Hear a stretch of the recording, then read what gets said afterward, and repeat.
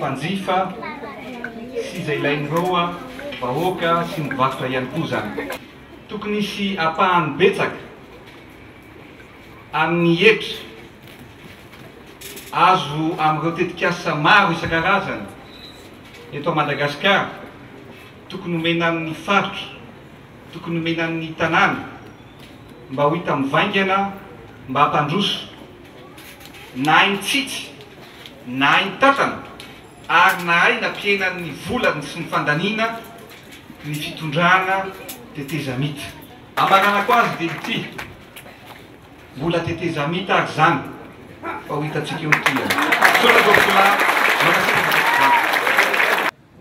taorin'izay dia nitsidika ny toerana anondrenana ireo tranomora hitsinjovana manokana ireo tanora na sy te fitiavana ireo délégation notarian'ny filoha Andry Rajoelina Mivady. Ankoatr'izay dia mbola anisany